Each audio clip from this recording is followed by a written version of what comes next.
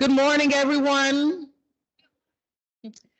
For those of you who were not able to attend the opening session, welcome to the Spring 2024 Georgia Medicaid Fair. Today's session, the session of the morning will be new initiatives presented to you by Stuart Portman, Executive Director for the Division of Medical Assistance Plans, Department of Community Health.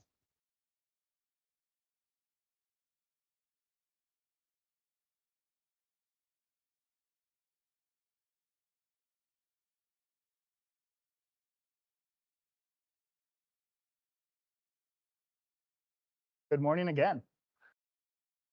It is good to be with all of you that are, chose to stick around here the next phase of our conversation. We are going to dive a little bit into some of the new initiatives. Myself and our Deputy Commissioner Grant Thomas, who will be able to introduce himself a little bit more in just a moment, are going to split up this time to talk about two big areas of focus and really promise, both on a care delivery side and a technology side. So I'm going to kick things off a little bit more to talk ultimately around our development of changes to pharmacy benefit coverage relating to a new state plan amendment that we have related to cell and gene therapies, but broadly about the payment related to value-based or outcomes-based arrangements.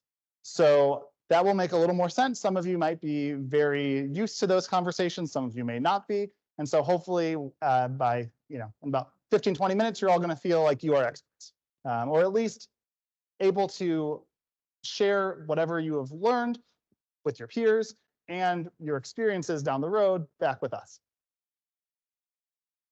Again, this is our purpose here at the Department of Community Health, shaping the future of a healthy Georgia by improving access and ensuring quality to strengthen the communities we serve.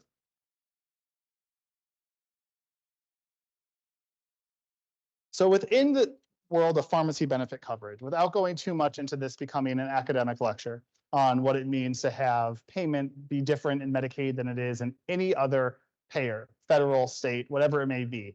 Payment is split between the federal government and the state as it is across Medicaid. There's also a rebate program that applies in the world of Medicaid. But to understand a little more context of why this conversation matters, I figured it doesn't hurt, again, to my earlier point on transparency, make sure you all have the most up-to-date information on what drugs we're spending our money on. So on the left, you will see the top 10 prescriptions based on CMO plan paid amounts in fiscal year 2023. So these are specifically the top 10 in terms of how much we are spending as a state within the CMO side of Medicaid. And on the right, you will see the top 10 prescriptions based on the actual number of scripts. So just general information, you're going to recognize many of these, if not all of these. But the point of making sure that you see this to help, one, it's interesting, it means you're all paying attention. Two, it's also a way for us to know that drug spending is actually a large component of our program.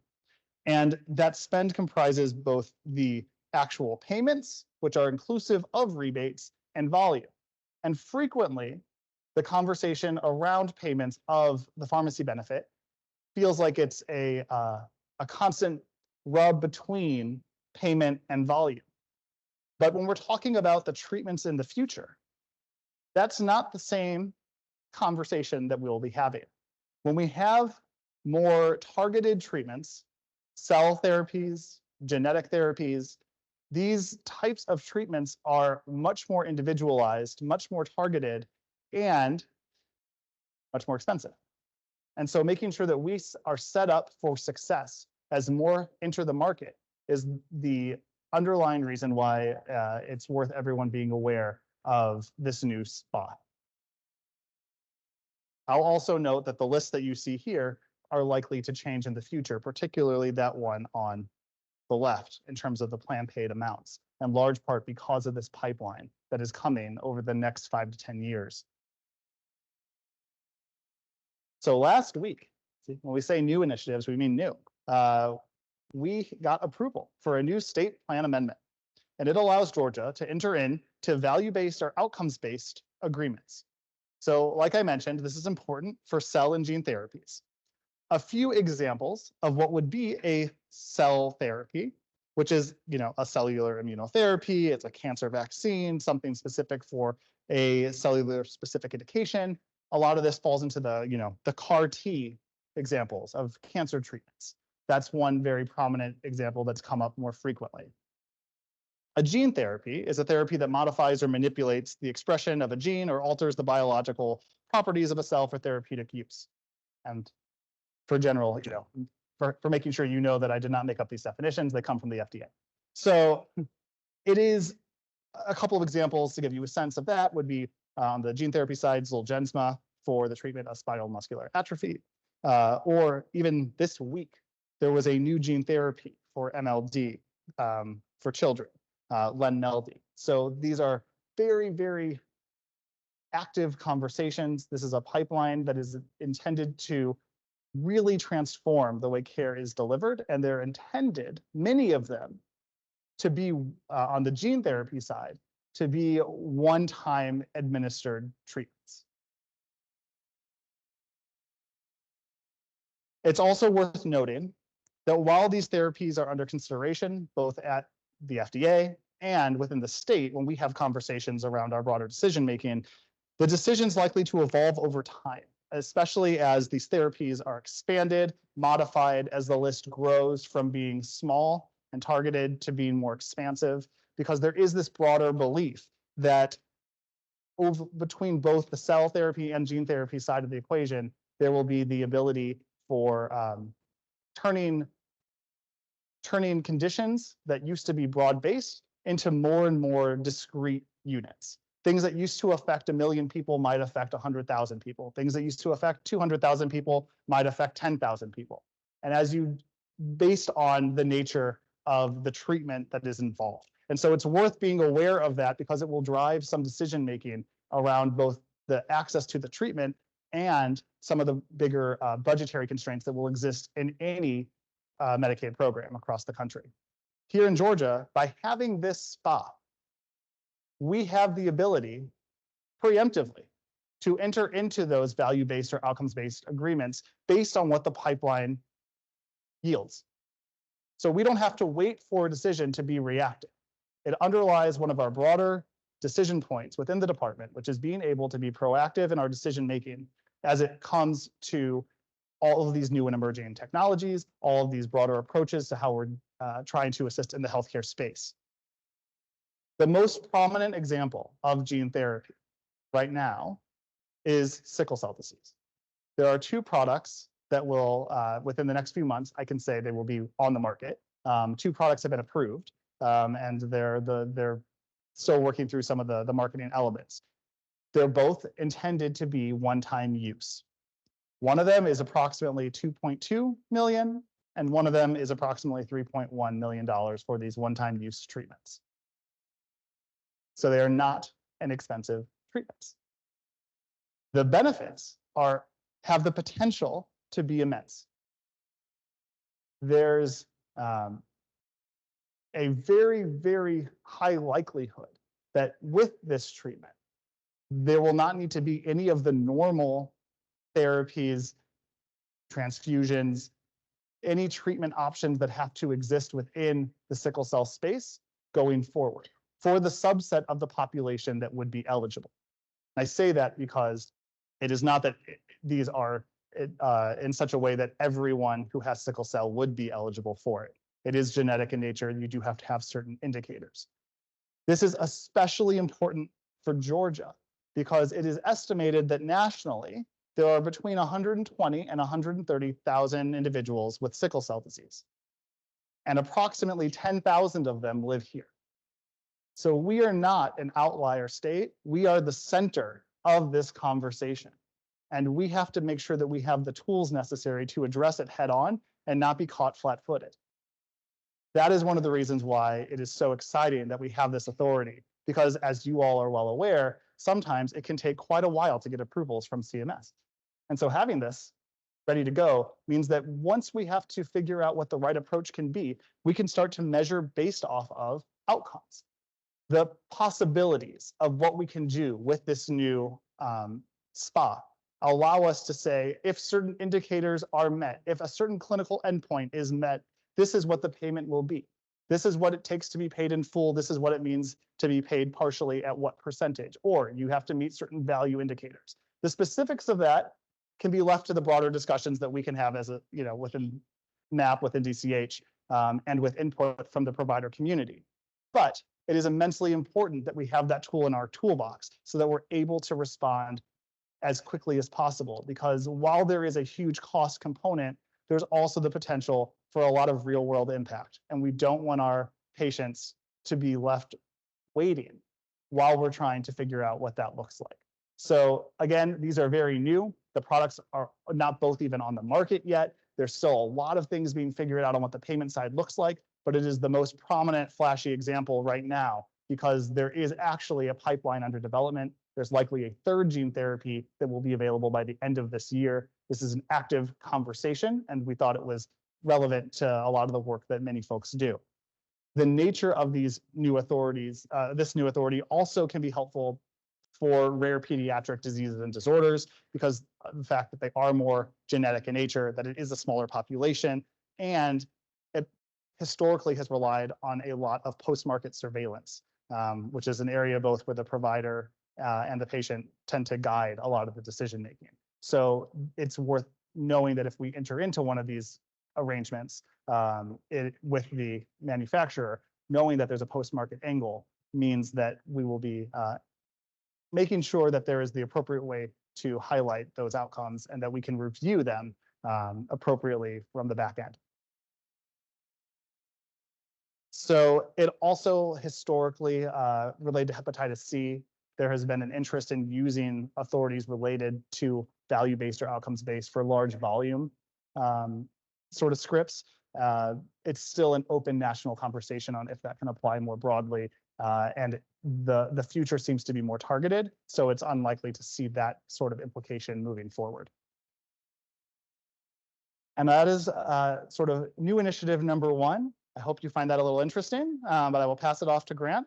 At the very end, there'll be time for any questions that you may have, but I want to make sure that you all have a chance to learn about the very exciting PACE program that we have here in Georgia, or will have.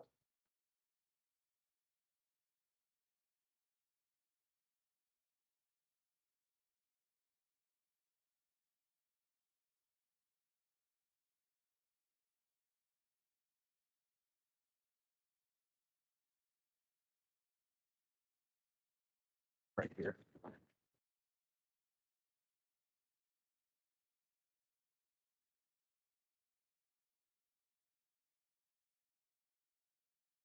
Good morning. Can y'all hear me? Okay. Yes. Okay. As Stuart said, my name is Grant Thomas. I serve as Deputy Commissioner for the Georgia Department of Community Health. On behalf of the department, welcome you all to the Medicaid Fair. Excited to be visiting with you guys today. I can't tell you how much we value the partnership that we have with you all as Medicaid providers and for all you do to serve our Medicaid population. So thank you for that. I'm excited to present today new initiative number 2 after Stuart's presentation on our first initiative.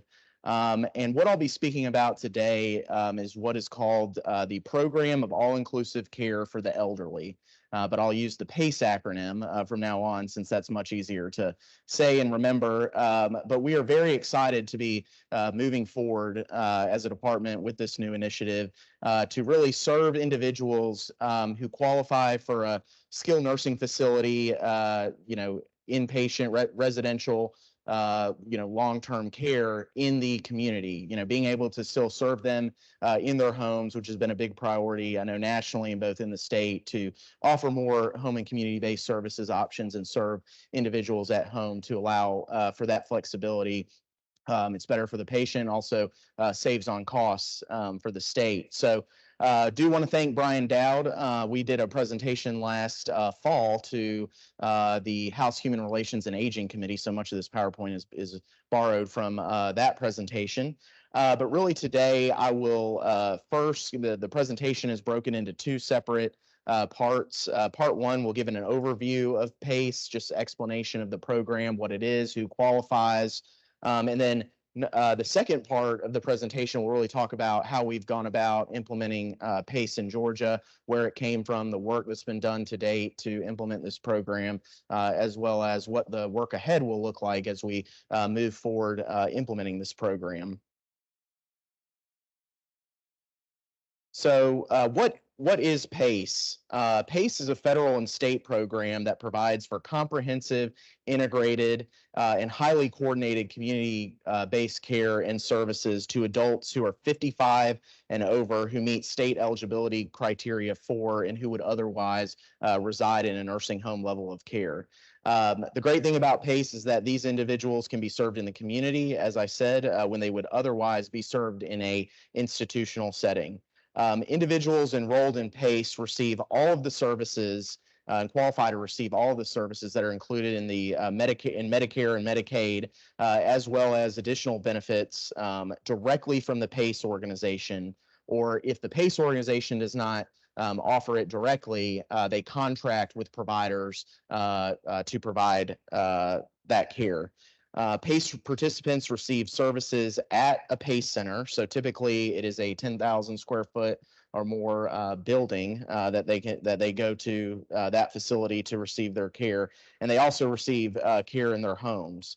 The model uses an interdisciplinary care team to assess and meet the care needs of the participants.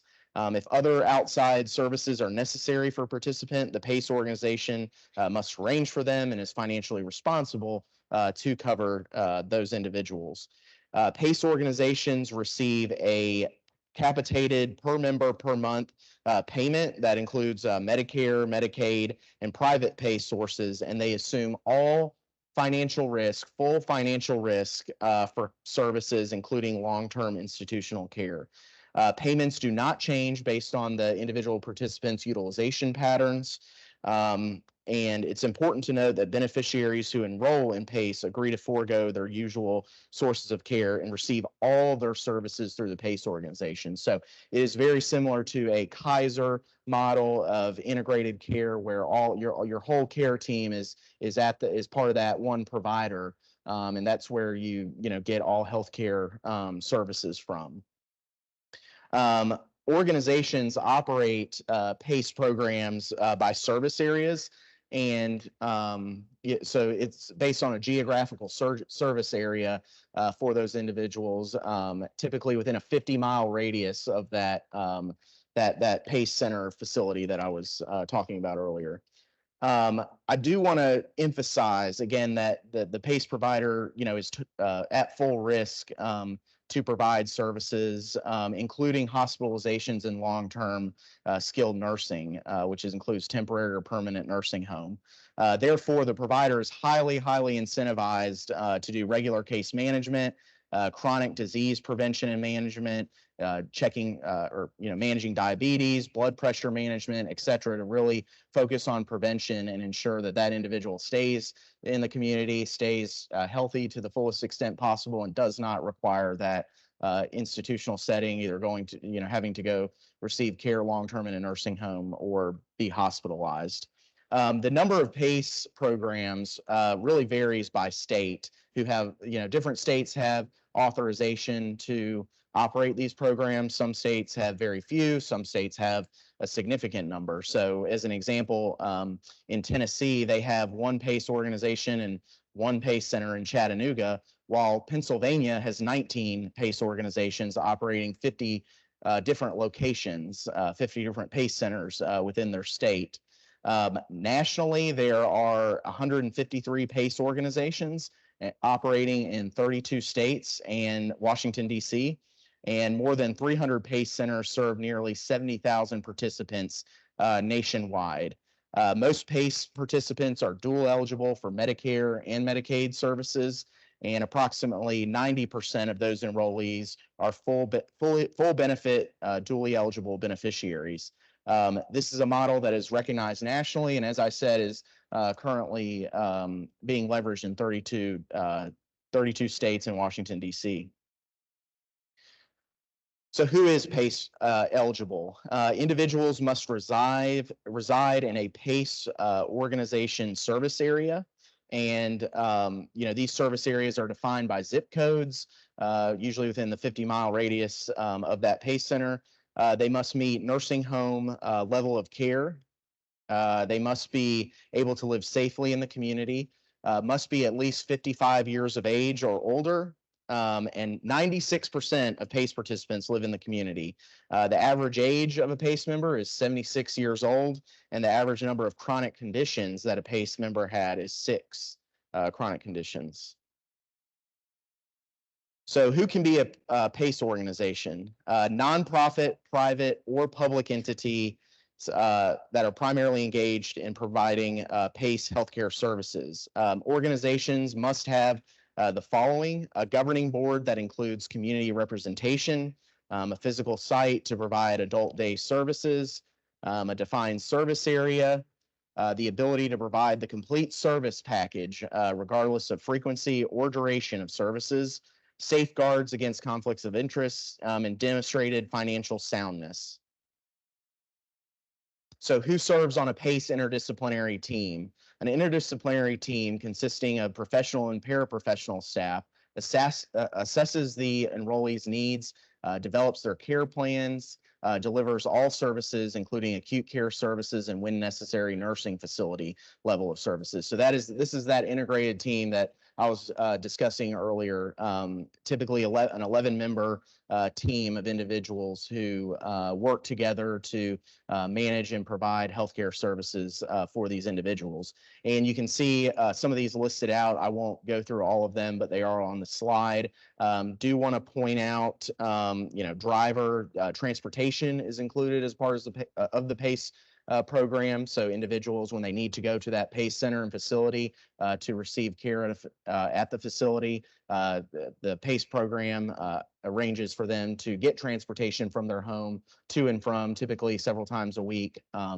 So did want to point that out. And then you can see it, a number of clinical professionals also comprise the team.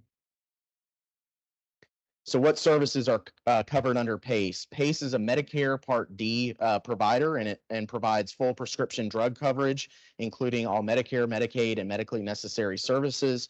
And here are some of the services listed out: adult daycare, dentistry, emergency services, home care, hospital care. Meals are also included. Nutritional counseling, transportation, as I was just discussing. So it's really a robust service package and care team that provides services for these individuals. And then we talked about this, what services are covered under PACE, including but not limited to all the Medicare and Medicaid services. And then, like I said, transportation, meals, other components that address social determinants of health, and other components that, when provided, help keep the member healthy, active and healthy. So PACE also includes all other services determined necessary by the health team to improve and maintain that individual's health. So I think what's unique about this model, and I've harped on this a little bit, but the provider is very incentivized because of that capitated payment model to really keep the member healthy, keep them served in the community. And so in order to limit, potential hospitalizations or long-term skilled nursing, the provider is incentivized to do regular case management, chronic disease management, management of diabetes, blood pressure management. And the model is set to do this through regular physical assessments of the members and services at the central PACE location center, and is the primary methodology behind the Medicare modeling of this program. So now I'll get into the second part of the presentation, which really talks about how we came to identify this program and move forward with it. and decide that we wanted to pursue this at the state level. So first, there were several providers who reached out to legislators, the governor's office, the department, expressing interest. We have some providers who operate in other states. They've seen this in some of those other 32 states. And they, I think, through conversations with legislators and the General Assembly, there was budget language included in the FY 2024 appropriations that directed DCH to conduct a needs assessment on the establishment of one or more PACE programs. So when that passed and was signed into law, spring, middle of last year by Governor Kemp, our teams undertook this needs assessment and started the work that is involved with that. So one really great resource for PACE is the National PACE Association. There's a very strong PACE association that includes membership from other states, and they have a staff. So DCH contacted and met with the National PACE Association and staff to learn about experiences that other states have had with this, and all the things that we have to consider when we go through with implementation of a new program. DCH also contacted and met with interested providers to understand, okay, if we bring this to Georgia, are we going to have significant interest? Are we going to have mild interest at first?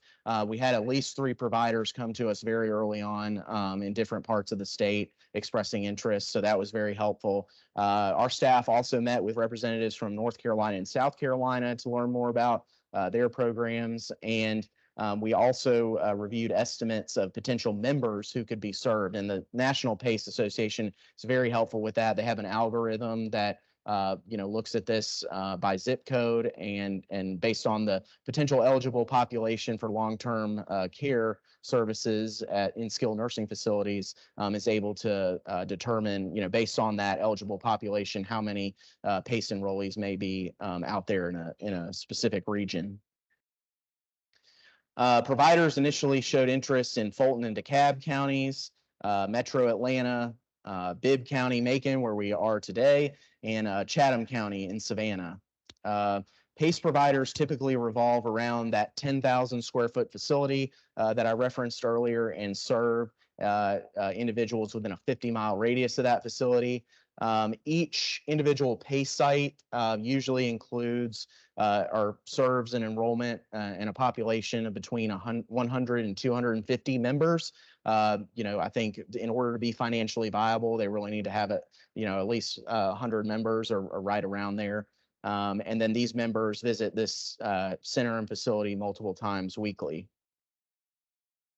DCH asked, as part of this needs assessment, National PACE Associations to do a viability check on the counties where we had provider interests that I just referenced.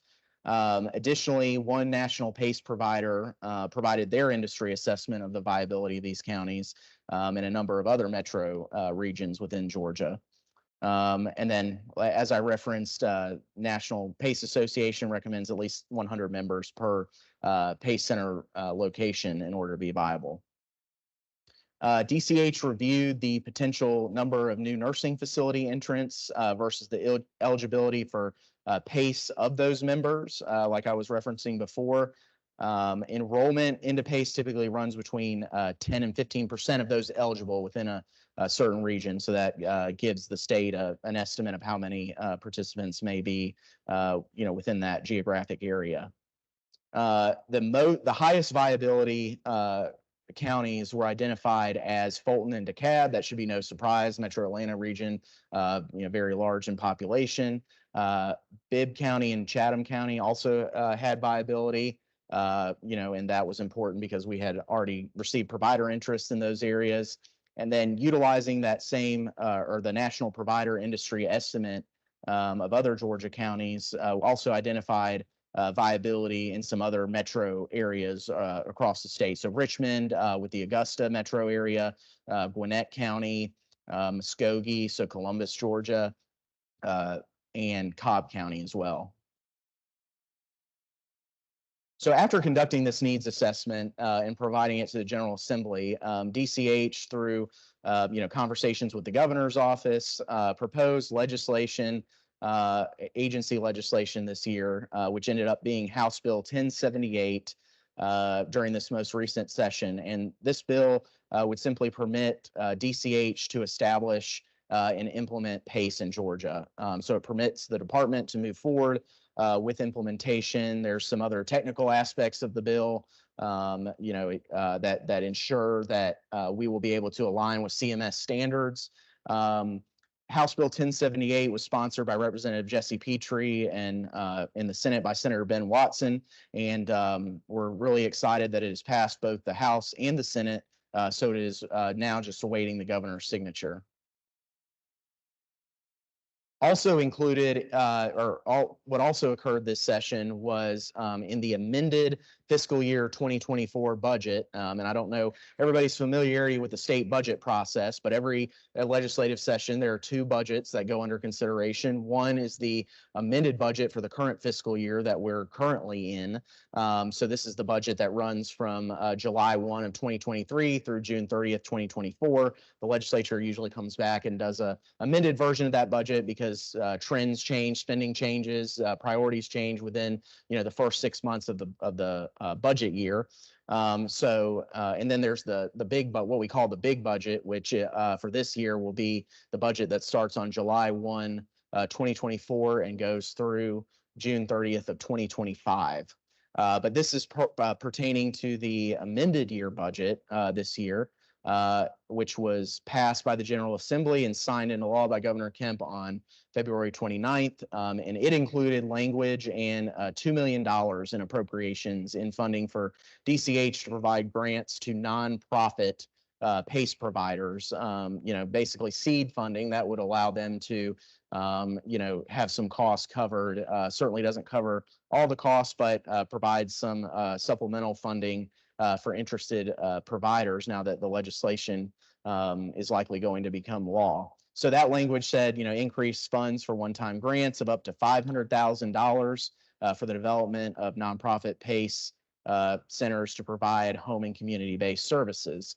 So the funding will allow DCH to provide up to 4 grants to potential nonprofit PACE providers because that's a $2 million appropriation and $500,000 max per provider. So we can offer up to 4 providers that funding. That will be a grant that will be administered by our State Office of Rural Health. So they are working on the grant writing process currently. So, more to come on that rollout.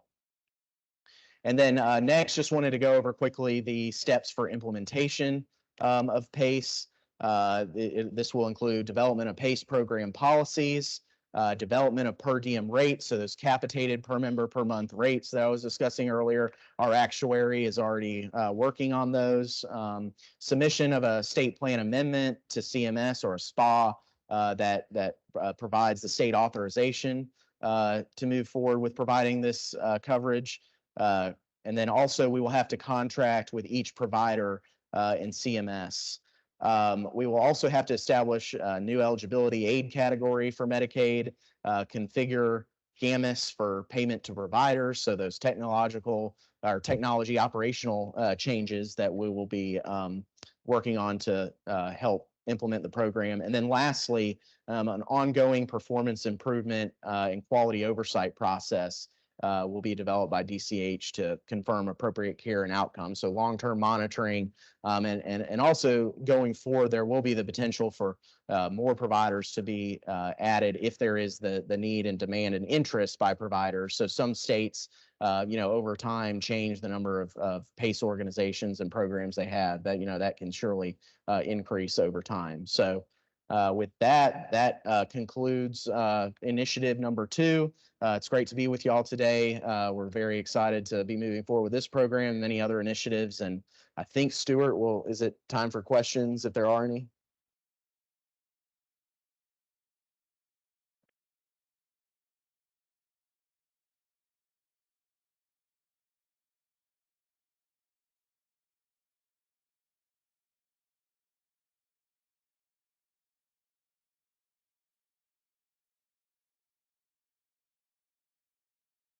Stuart, you must have done a good job covering everything in the first session. Yeah.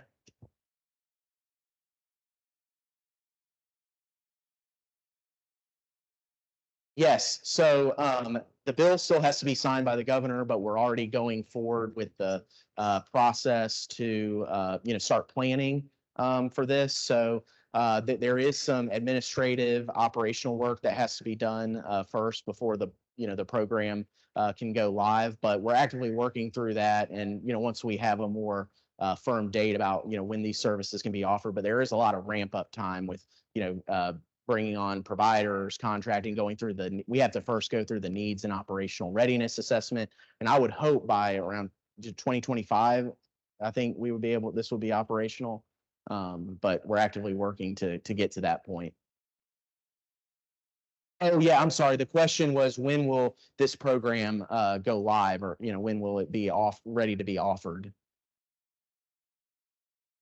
Yes.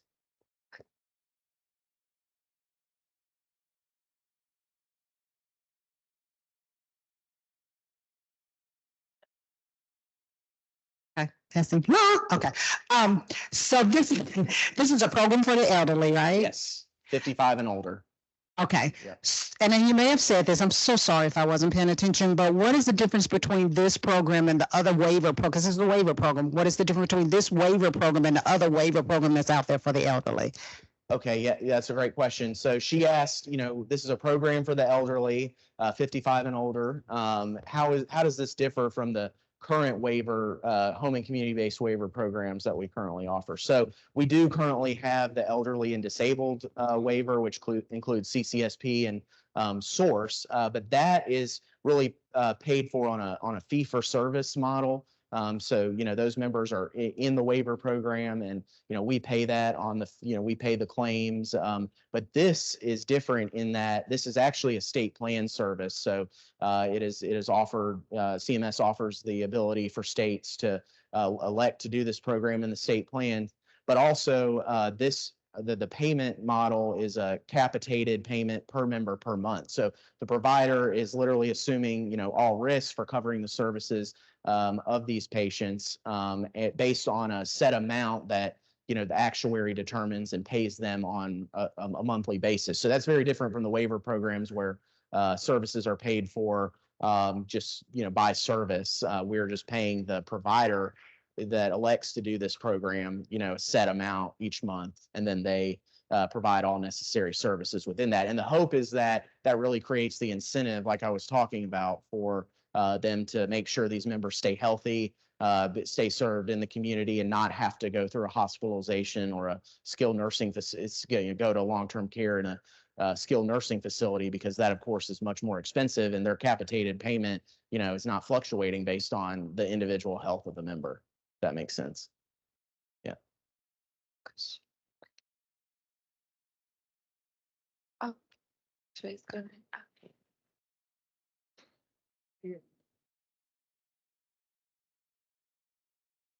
Hi.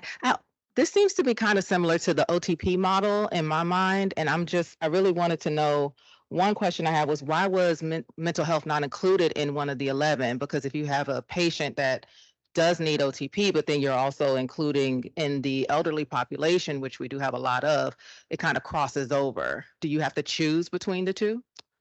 So that may have just been I think that might have just been left off of here under what service to cover, but the member is or the PACE provider is responsible for all, healthcare services, including mental health. So that was just probably an omission on this, because they are, it is very clear that they have to cover, all needed healthcare services. So I think I've got that provider, list, up again. But certainly includes, these that have been listed, but also even if the PACE provider cannot provide whatever service the individual needs internally, they have to go out and have a contracted provider be able to provide that member's needs. And that's part of the, monitoring and oversight that the state will be doing of these programs, ensuring that these members get the services that they're entitled to or that are medically necessary and they need.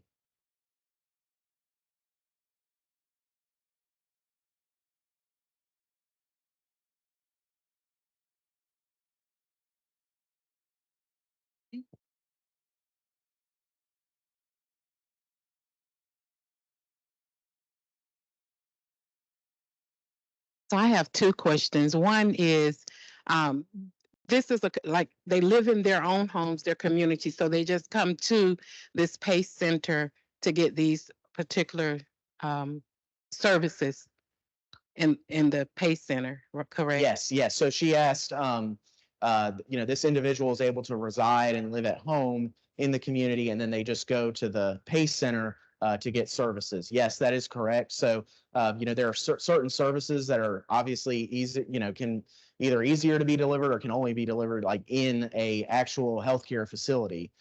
So for those, they would go to the PACE center, be provided transportation, meals, other activities go on at these PACE centers, but then also they can receive services in their home too, for services that are that can be administered at the home. So maybe 2-3 times a week they're going to that PACE facility with transportation covered, and then other services they're getting in the home. And the second part to my question is, I know earlier you mentioned that there's a monthly, I'm gonna call it stipend, that the providers of PACE will receive. Do you all have that amount yet? Maybe you said it and I missed it, but Yes. So she asked, for that per member per month capitated payment, do we have that dollar amount yet? The answer to that is no. Our actuary who develops our capitation payments for other Medicaid service delivery models is working on that. So they are going through the analysis, but to determine through actuarial methodology, what that amount will be. So that has not been developed yet, but as we move, closer to active, an active live date, we will have those for the provider.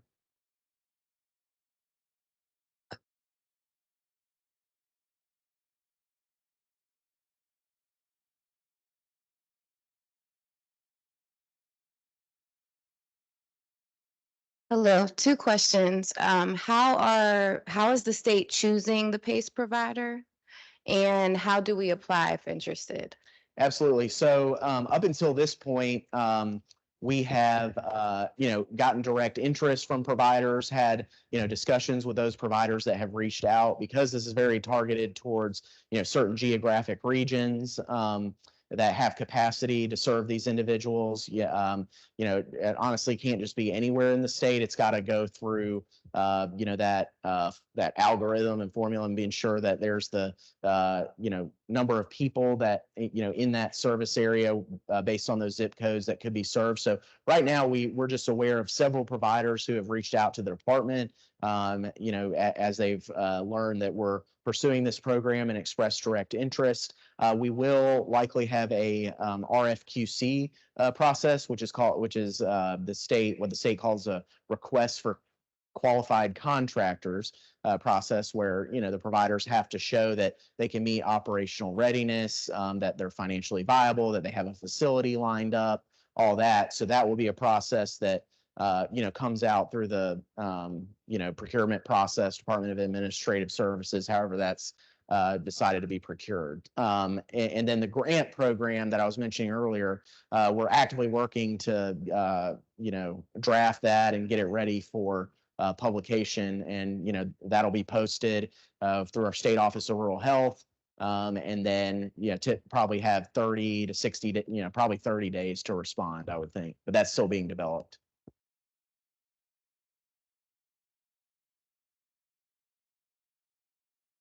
I'm asking for someone else. But the question is, can you still be on the waiver programs and participate in the PACE program? No. It's either No, or. right. No, you cannot. Like I said earlier, you've really got to, with these integrated models, it's interesting because, there's a lot of benefits to the model, but sometimes people are hesitant to, go in because they really like their primary care doctor, or, certain doctor. Unfortunately, that is not possible, because when someone enrolls in a PACE program, they elect to receive all their care through that interdisciplinary team, through providers that are either employed or contracted by the PACE center and PACE provider. So to your specific question, no, you can't be on both a waiver and PACE.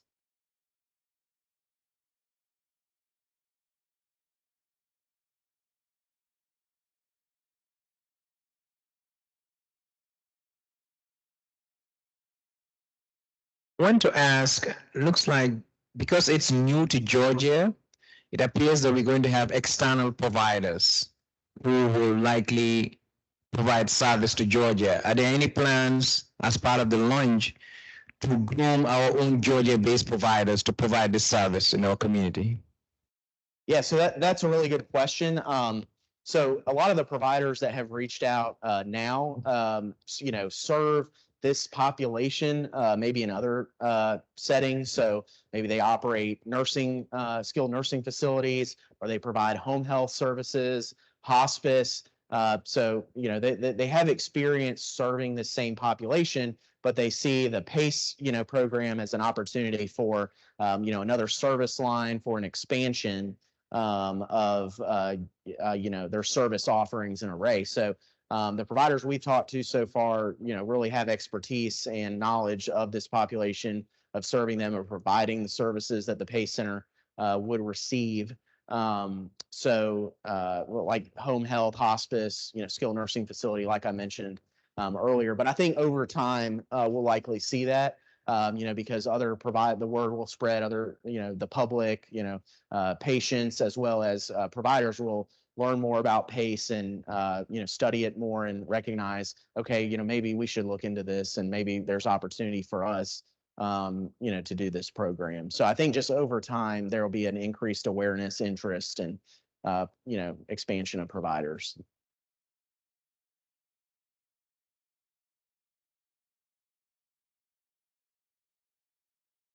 So I know that you stated that y'all haven't came up with the cost of what it will be per person, but as a subcontractor, if you're in PACE, who determines that cost? Would it be the PACE provider themselves, or would a state set that up as well? So a subcontractor of the PACE like the PACE organization, the PACE Center, that would be up to them how they contract out and pay for services. The state just makes that one payment per month for each member and says, okay, now you have to figure out how to cover. So it could, some months, sometimes it could be less. They spend less of that amount than was provided on the member, because the member is healthier and not needing as many services. Sometimes for some individuals, they're going to have to pay a lot higher than that amount, and they have to make it work. But the rates are actuarially sound. So they have been calculated based on many different factors that the actuary considers. But once that payment goes to them, it's really up to them to determine, okay, how do we provide these services? Do we provide them in-house through FTEs, full staff that we have on board, full-time staff we have on board, or do we contract it out to someone else? And then it's up to them to, provide funding for that. For the in-home care, for the members, would those members receive a set amount of hours per month, or would it be based on the needs within the home? It's really based on the needs of like what services the member needs and is, what is medically needed for each individual. So.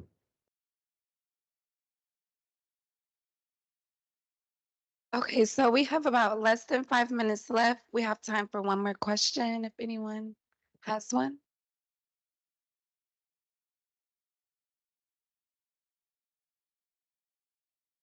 Just a reminder, please complete your surveys, and also this presentation will be located on our website. Thank you.